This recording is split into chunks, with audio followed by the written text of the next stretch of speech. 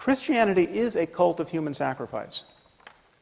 Christianity is not a religion that repudiates human sacrifice. It is a religion that celebrates a single human sacrifice as though it were effective. God so loved the world that he gave his only Son, John 3:16. But this, to me, is the true horror of religion. Okay, it allows perfectly decent and sane people to believe by the billions what only lunatics could believe on their own. Okay, if you wake up tomorrow morning thinking that saying a few Latin words over your pancakes is going to turn them into the body of Elvis Presley, okay, you have lost your mind. Okay? But if you think more or less the same thing about a cracker and the body of Jesus, you're just a Catholic.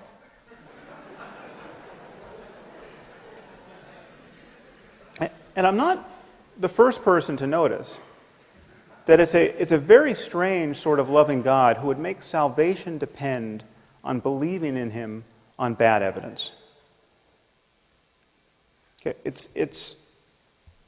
I mean, if you lived 2,000 years ago, there was evidence galore. I mean, he was just performing miracles. But apparently he got tired of being so helpful. Okay, and so now we all inherit this very heavy burden of the doctrine's implausibility. And the effort to square it with what we now know about the cosmos and what we know about the all-too-human origins of Scripture becomes more and more difficult. Now, you're all aware, of course, that the Quran exists and claims to be the perfect word of the creator of the universe.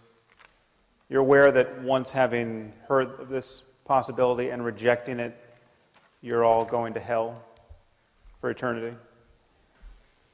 Well, what if Muslims are right? And what if Islam is true? Okay, we have been born in the wrong place to the wrong parents, given the wrong culture, given the wrong theology.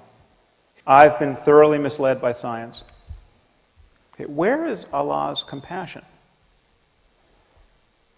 Okay.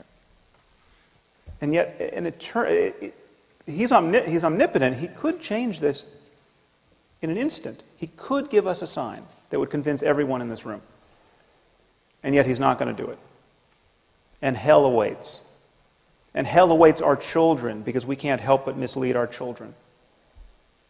Okay, now just hold this vision in mind. And first appreciate how little sleep you have lost over this possibility.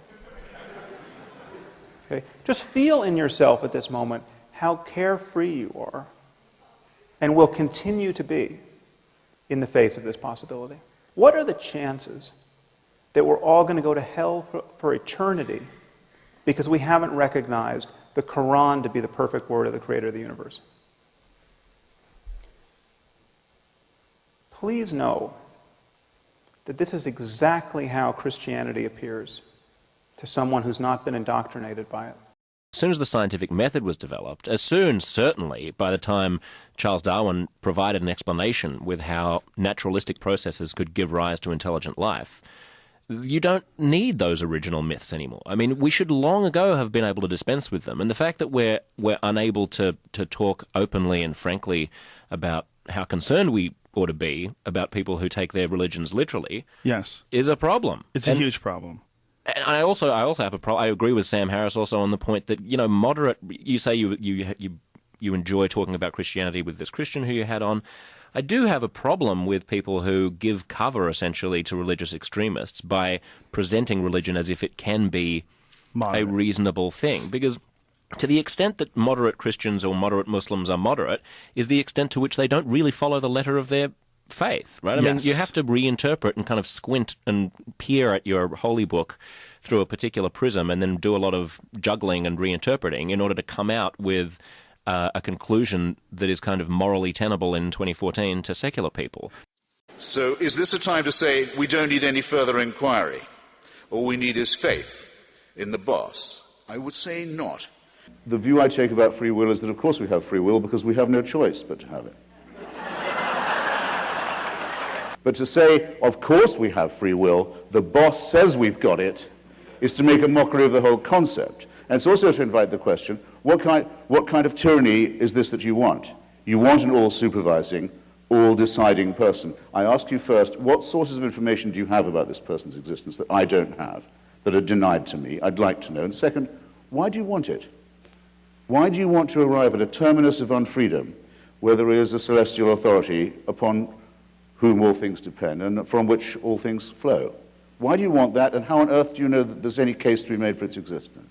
It used to be believed, I mean, the number of gods now it's infinite, and a new god is created almost every day by some cult or other, but it used to be that there was a belief that gods were in the trees, in the woods, in the springs, in the sea, in the clouds, and so forth.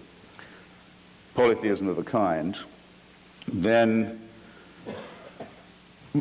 something a bit more polytheistic like Olympus, where there was at least a location for the divine, but it was multifaceted. And then monotheism, getting it down to one. So I regard this as progress of a sort, because they're getting nearer the true figure all the time.